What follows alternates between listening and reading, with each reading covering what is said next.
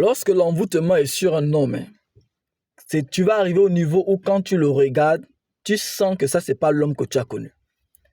Non, c'est-à-dire qu'il va changer et il sera l'homme qui te valorisait. L'homme qui ne pouvait pas permettre que l'on te parle en mal devant lui.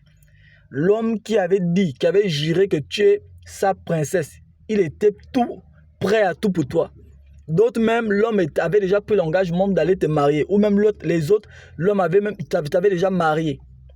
Mais lorsque l'envoûtement tombe sur lui, maman, tu ne vas pas reconnaître cet homme.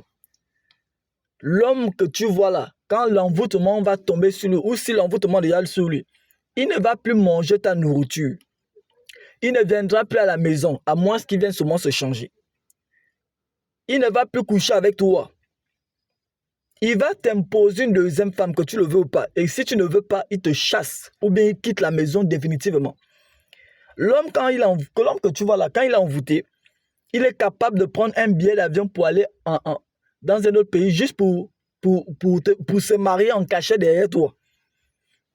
Oui, l'homme que tu vois là, quand il est envoûté, il est capable de faire en sorte que même les enfants, ils n'en prennent pas soin. Ils n'en voient rien. Rien. Ils ne pensent même pas ça.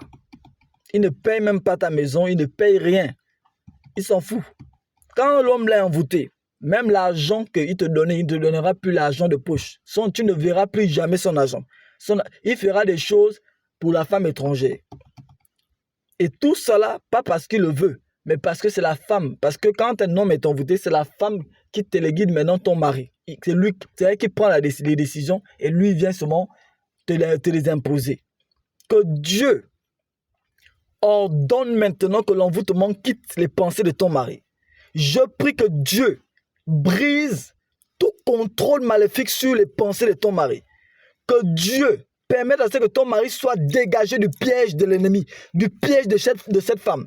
Et que cette femme, là où elle se trouve, qu'elle regrette de t'avoir combattu. Au nom de Jésus-Christ. Amen.